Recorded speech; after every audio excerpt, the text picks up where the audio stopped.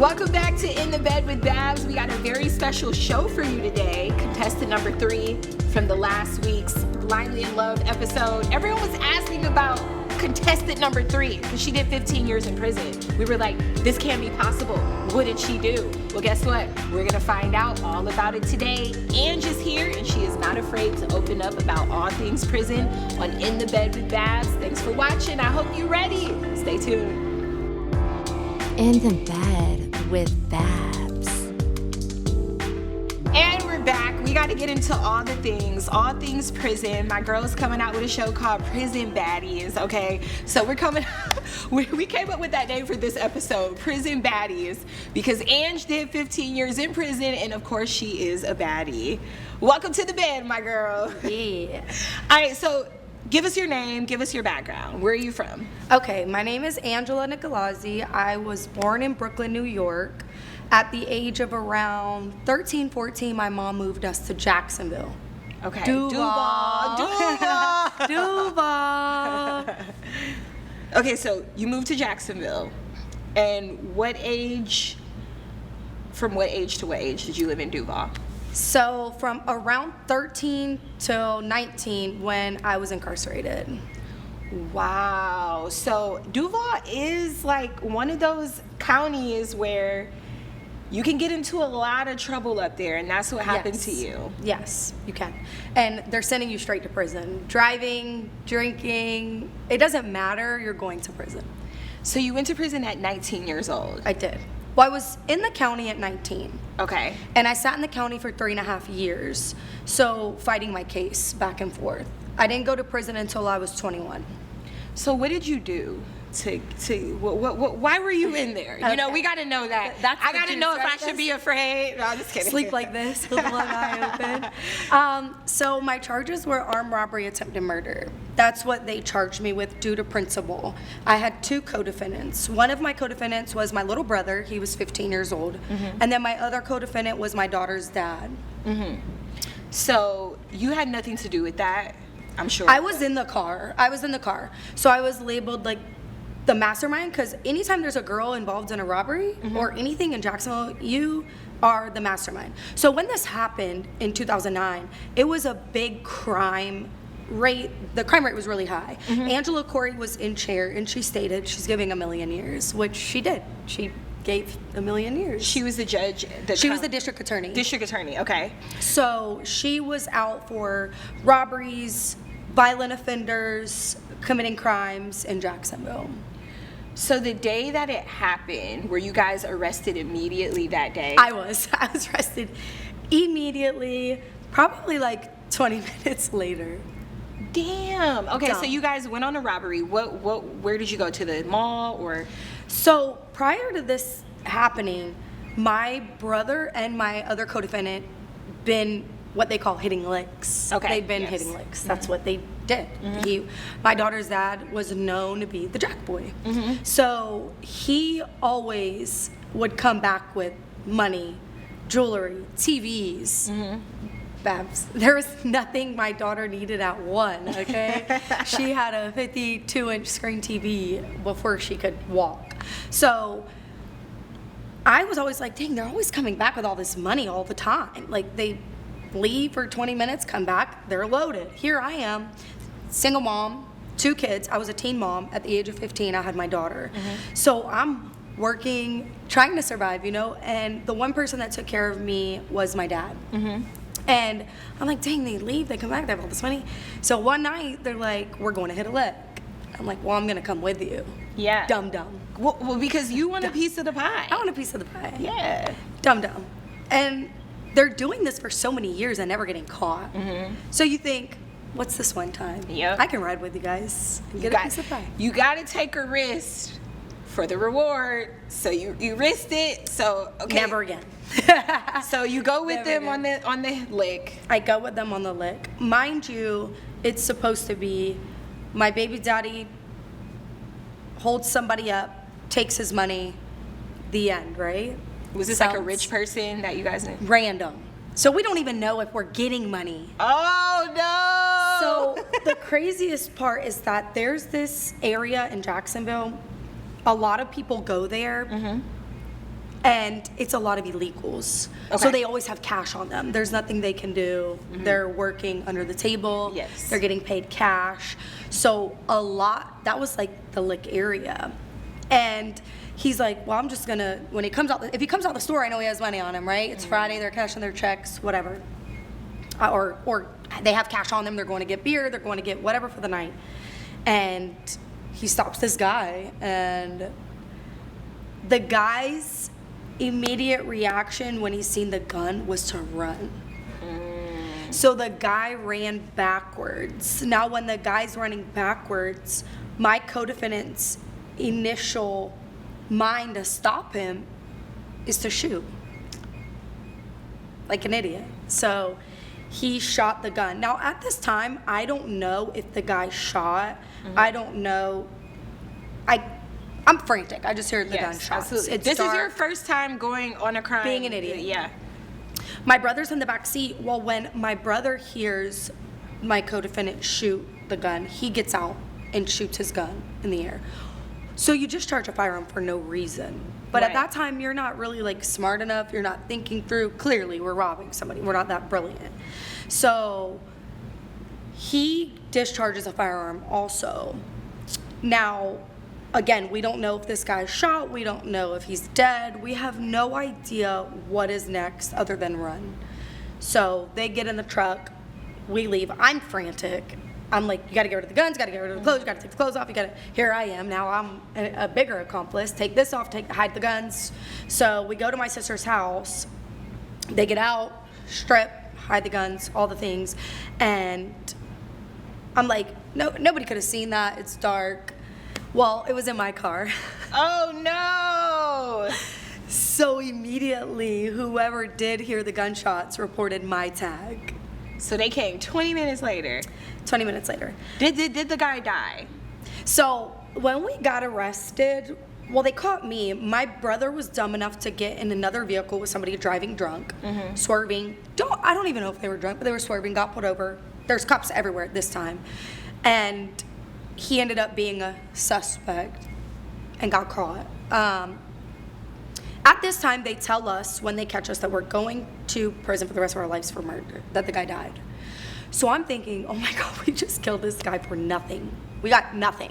Nothing in this robbery. I had more money in my car than the guy probably had, and I'm going to prison for the rest of my life. Later on, we find out that the guy did get shot. He got shot in his arm. Was same day hospitalized and released, was fine. Thank Does God. not make it okay, but Right. thank God. Yeah, thank God. I would have still been in prison. Yep. Yeah, man. We got to get more into it. Yes. I'm glad that the guy survived. I'm glad that he Same. survived. Or I wouldn't be in Lord. the bed with Babs. Lord, right? I would have to interview you. We have to patch you in from the big house. We gonna come back and hear more from my girl Ange. This is such an intriguing story. Prison Baddies, the episode. We'll be back.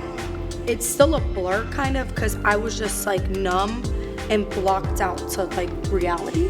Like this is really happening. I'm going to prison.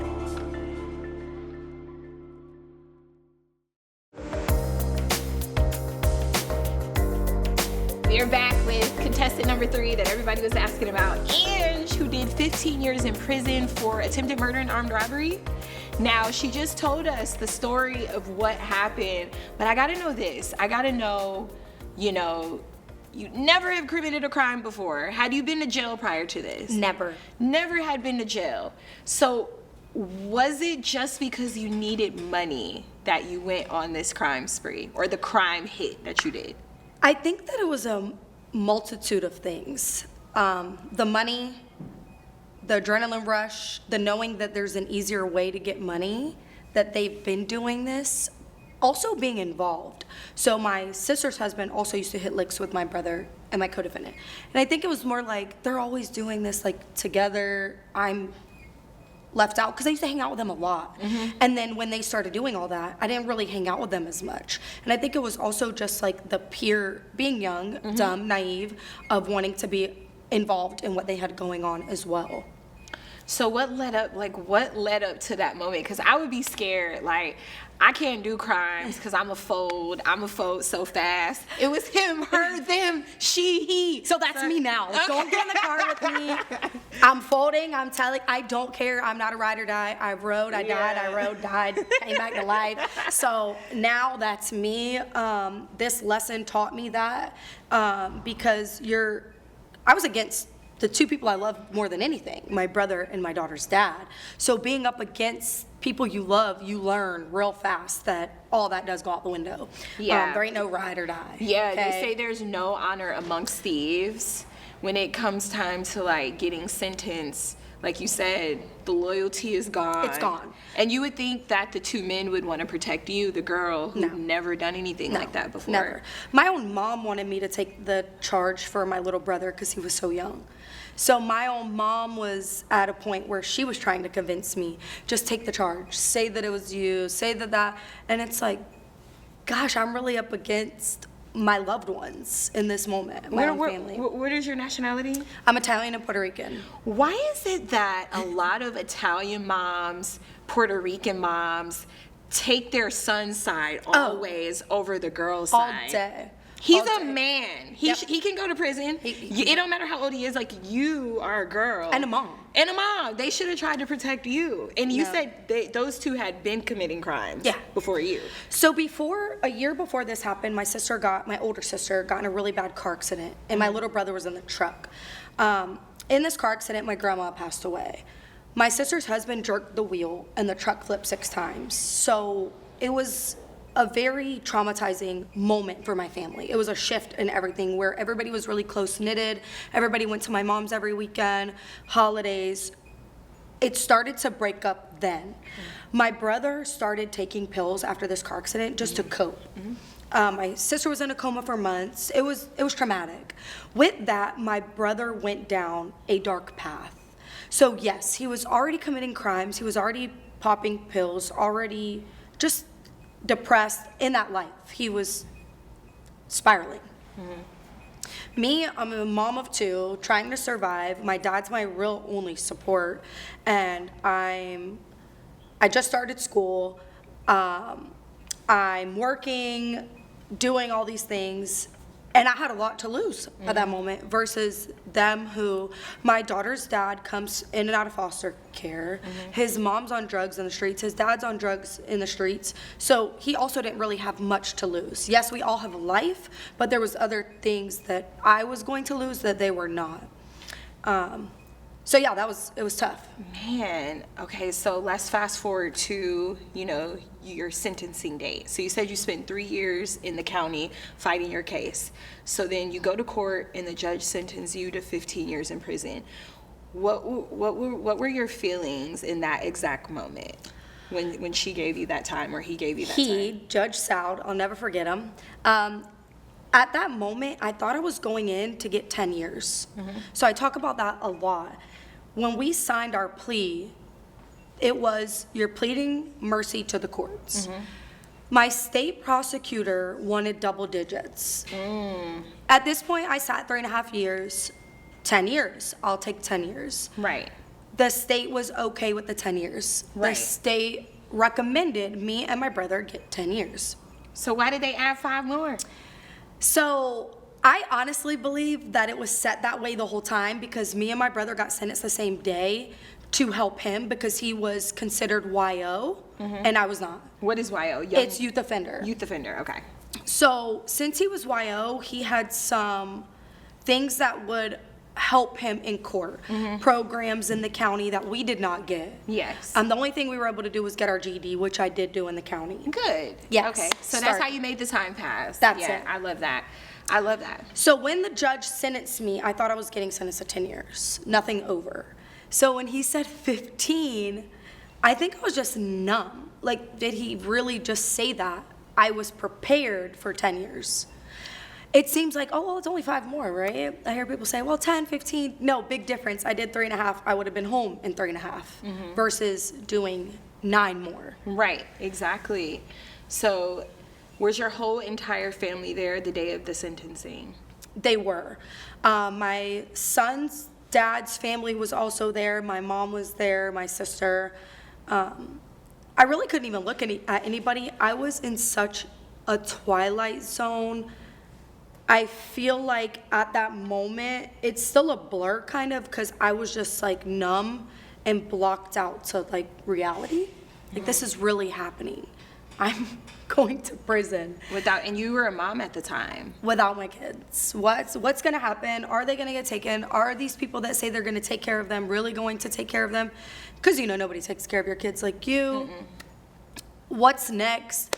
Is prison really like what prison, is it the Orange is the New Black? Or Right. So the show was out at that time. Was it out at that time? Did you get a chance to No, watch but it? Prison Break was, okay, Prison Break, right? okay. So I was heavy on Prison Break, and I used to say, I'll never go to prison. This is Yeah, crazy, right? yeah. And then here I am, season 2, I'm in jail. So I was numb. I was numb. After I got sentenced, they brought my brother out, and there's like a window, and I'm like, how much time did you get? And he said, 10. So he told on you. This is the guy that discharged the gun. Oh, they told on everybody. So wait, your brother and your baby daddy told on you. So, in the beginning, yes, my baby's dad tried to put everything on my brother, which I was not going to let happen. He's 15. Correct. So then I'm like, no, that was not him, right? You had that gun. You shot that gun. Yeah. And which, you're so naive at that point, because gunpowder residue, they're gonna get fingerprints, they're gonna get all these things. You're not thinking, you're like, they're gonna go with my story. No. So he tried to put everything on my brother. My brother's trying to save himself, and you know, they're just trying to turn everybody. They didn't care what I had to say anyways if I wanted to tell. They wanted me because I'm the girl. I'm the That's only so girl. sad. And that's so sad. And you're a beautiful girl. And see, I think a lot of people tend to believe that if you're a beautiful girl, they're gonna go easy on I don't know why they think that, and they also use the race thing. But Yeah, you're a beautiful white girl, girl. You ain't getting no time. I guarantee you that is so far from the truth. And once you're in prison, you actually see the dynamics of the people that are in there. And when you talk to so many young girls, it's behind a guy, and they get more time. And it's like, how did you get more time than the person that actually did it, being the girl? And like I said, because they feel like we have the power. And it's sad. The system is not just in that aspect, because we could bring every baddie coming out of prison on here, and guaranteed the guy either got less time or told on her and still went to prison, and she's the mastermind. She controls it. First lady, a man told on her and is the reason why she got a lot of the time that she did. Well, you know, we got to get into what goes on when you first walk into prison. I mean, were they like praying on you? Like, you gonna be my girlfriend? Oh, of course. Oh, we got to talk about it, all right? We're coming back. Make sure you stay locked in. I am so intrigued by this story. My girl did 15 years, didn't tell on nobody. All right, we'll be back. It's In the Bed with Babs. Remember, I was 19, my dad died, I lost my kids, I'm doing 15 years. I'm bad as hell at that point. I'm fighting all the time, don't look at me wrong, I didn't care, I had nothing to lose.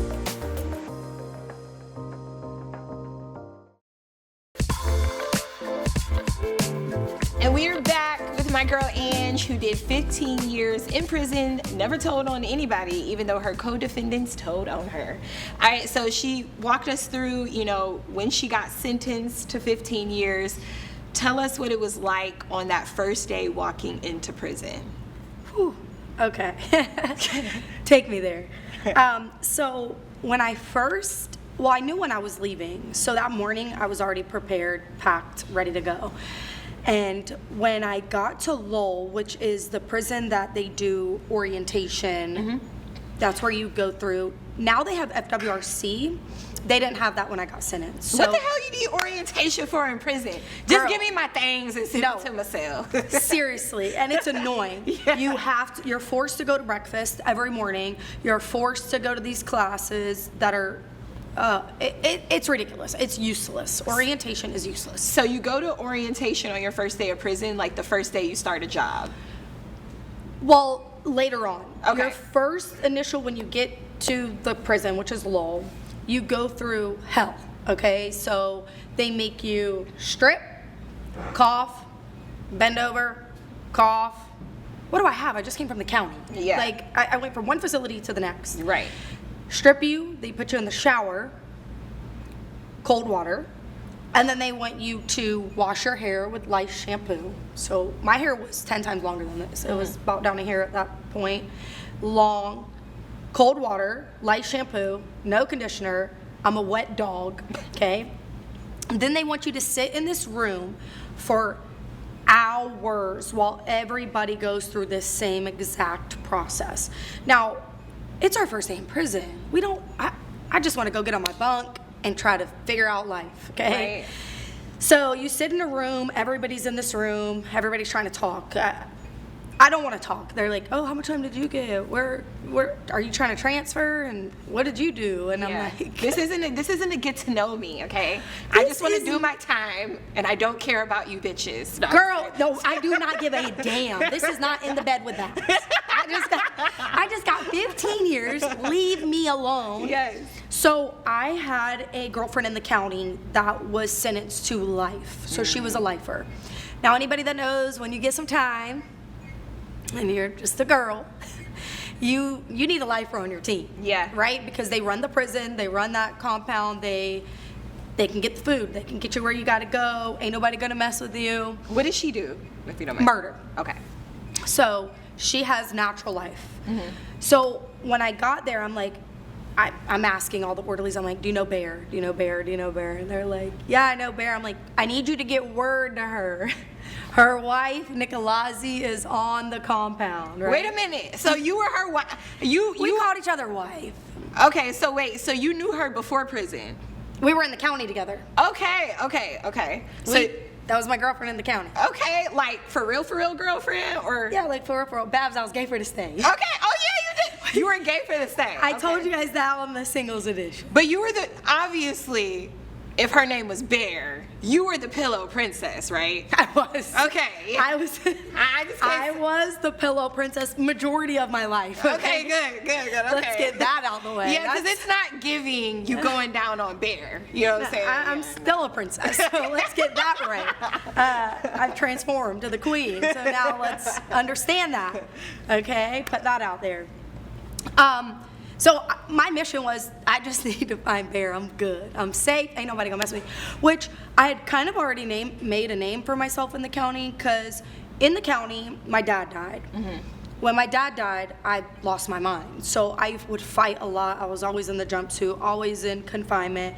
So they called me the white chick. But I was the crazy white chick. Right.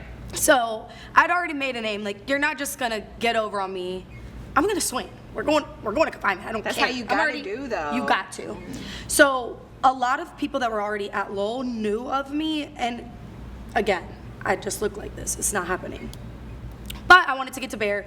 You want nice uniforms. You want to get to canteen. And when you're first through RNO orientation, there's a whole process. So I get word to Bear, and I end up going right in Mike dorm, which is maximum security. Anybody that knows about Lowell, lifers, people that have been there 50 years, maximum security dorm, which is not where RNO goes today. Orientation doesn't go there. But again, back then, they didn't have FWRC. Yeah. So I ended up in the quad with Bear. Back with your boo. Back with my boo. I'm safe. Was Bear an African American? Bear is African American. Okay. Once you go back, go back. Okay. That's for all, not just gay for the state. I wasn't black for the state either. Okay? So that's Because how- you know, the misconception is like, I once hooked up with a dude who had white power tattooed on his back, and I thought he was gonna kill me when he took off his shirt. I met him at a bar, but he said that when he went to prison, he had to link up. It might not be the same in the girl, but he said he had to link up with like a clique to stay safe. You do. And yeah, he's like, I'm not racist, but this is my tattoo from prison. But I'm like, bro, you gotta get it covered up. Cause you scared the shit out of me. I was about to call 911, like, help. It's a hate crime going on. But I'm sorry, but And I'm okay. black, help. Help, This has help. white power. But yes, so You didn't have to do that. You just hooked up. I thought if you're white, you hook up with the white. If you're black, you like. It's not like that for the girls. Okay. For the men, it is very much so like that. For the girls, it's different. It's not race and gang. It's family. Okay. So that's my wife. She has, and I've actually never told this on any of the podcasts, first time. So there's family, right? So that's my wife. She has a prison daughter, brother, sister. We're a family, so you're not gonna mess with any of that. Then whoever, there's a couple, they have a prison kid, they have a prison family. So it might be they don't mess with us, we don't mess with them, but it's not gangs or race in the women's prison. I like that. So you were Bear's wife. I was Bear's wife. So who was her wife before you got there? Did you beat her ass and say? I didn't have to do anything. Okay. I didn't have to do anything. Till this day, Bear, I still stay in contact with her. Obviously not on that level. She has life, and I think we all are a little delusional when we're in prison, thinking that we could even be with a lifer. What are we doing? I have a release date. But Bear did teach me all the fundamentals I needed for prison. How to make my bed, how to wash my sheets, how to wash my clothes, because you don't want to send your stuff to laundry. It's nasty or dirty or whatever. So she taught me how to hand wash my stuff in a bucket, how to hide my stuff, contraband, what's not, what you can kind of get away with, what you can't, how to maneuver with the officers, what jobs I needed to do to get where I need to go, even in prison. It's like the free world when it comes to working and elevating and getting where you need to go and moving around, how you need to move around.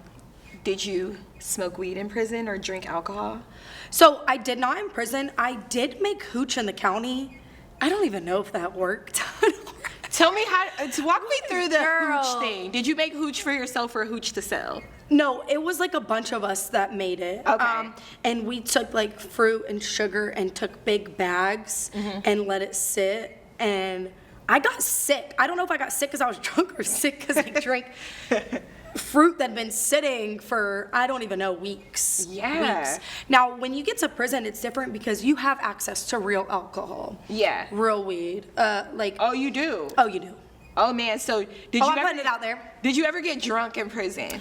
I did not. I did have, so there was one time when I was at Gadsden, we drank a little bit. We had a bottle. But at that time, I was on a positive note of changing my life. So I started mentoring, working out all the time, so I wasn't into that anymore. Now that took a lot of transitioning because remember, I was 19, my dad died, I lost my kids, I'm doing 15 years. I'm bad as hell at that point. I'm fighting all the time, don't look at me wrong, I didn't care, I had nothing to lose. But then once, Bear said something to me that stuck with me when I got transferred to a private compound. She said, you have something a lot of us lifers are never gonna get, and that's a second chance, because you have a release date. Whether it's 9 years from now, 5 years from now, you have a date to go home, and we will never get that. Man, that is like, and it's like I don't, I'm about to tear up a little bit because I couldn't imagine like having to spend the rest of my life in prison. Like your whole life is gone. You don't get the opportunity to see like a kid grow up and go to college. You don't get a chance to have a wedding. You just don't have any of those chances. So shout out to Bear. Maybe she can watch this Love episode. her. Just know we love you on the outside, Bear, all right? We do. And of course, Bear has probably changed her life too. And I think everyone's capable to change their lives and ask for forgiveness. It's just sad that they'll never be able to come back into the world to show that they have changed. I.e. me. So I get a lot when podcasting, people get on there and they're like, there's always those hate people and they're like, oh, you deserve to spend the rest of your life in prison because you guys did shoot somebody. And it's like, you'll never know unless you're in that situation. One, how much you can change or what you're capable of, helping somebody else change. My goal is to impact the next person to not go through what I went through, or a young girl to not make the decisions I made. But also it's like judging somebody when one thing can lead you to there. Like I met doctors, lawyers, successful people. Like they're not just all bad people. They made a bad choice. So what we did was wrong. We paid the time. We did the crime, paid the time, all of that. But it's like nobody's exempt. If you drank a glass of wine and got behind your wheel, you are a criminal, whether you want to believe that or not, because if you hit somebody and they die, or they hit you and they die, you're still wrong. You drank, you have alcohol in your system. So it's like, these small things that people do day to day that they don't even think about, they could be there. But yeah, they're so quick to judge. And I am just so grateful that I do have a second chance and I am out, because there's a lot of women in there that don't necessarily deserve life in prison. Yeah, they deserve a second chance. Now, you did 15 years. When did you get out? I got out May 13th of 2022. So May is 4 years for me. Shout out to my girl right here, 4 years free. So you did 15 years in prison, and you know they say that when someone gets out, it's hard for them because the world shuns and frowns upon felons. Can you look into that camera in closing and give some advice to felons out there who have got out of prison and they don't know where to turn, they can't find a job, and they want to result back to the world of crime? Felons are winning right now. It is a label that has been placed on you. It is not who you are. We have a second chance. I have felon friends who are successful running businesses, million-dollar businesses, who have their kids back, who are thriving. So again, it is a label. I refuse to allow a label to determine my next step, right? So I might get 100 no's, but that one yes could be bigger than all of the no's that I got. So I just say to all felons, push through that label, create your own destiny, and live every day as if it's your last, because we got a second chance if we're free. There we go. And don't go back, okay? Shout out to my girl right here. She don't look like what she's been through, okay? Because I don't even know if I could do it a day, child. Even though if I had to, I would be the bear in prison. And then I would have to go down on somebody. So hopefully I would find somebody Get that your would honey like her. buns. Okay. Gotta get your honey buns. I want to get my honey buns, okay? Listen, shout out to my girl Ange who came on In the Bed with Babs. Now, where can they follow you at? Okay, you can follow me on Instagram, Facebook, TikTok, all of the things, and it's Angela Nicolazzi, Nicolazzi. It'll be in there, 2 Z's, and that's the handle for all my social medias. And last question real quick. Yes. None of the men COs were paying you to have sex with them, right? I did not have sex with one male while incarcerated. For 13 years, I was on ice, okay? Oh, wow. Girls, yes, 13 years. The I wanna girls clarify paid you to that. have sex? I mean, you know, you get, it's perks just like out here, girl. You know how that goes. It goes down in prison. It goes down. It goes down. It goes down. But I can't go to prison. I'm too scary. And like I said, I would have to be the butch. I would have to be the stud daddy. I can't see that. You can? I can't. Yeah, I girl. cannot. I'm just playing. Thank you for coming on In the Bed with Babs. I love you. Shout out to this girl right here. Shout out to all the girls that's got a second chance. We'll see you next week.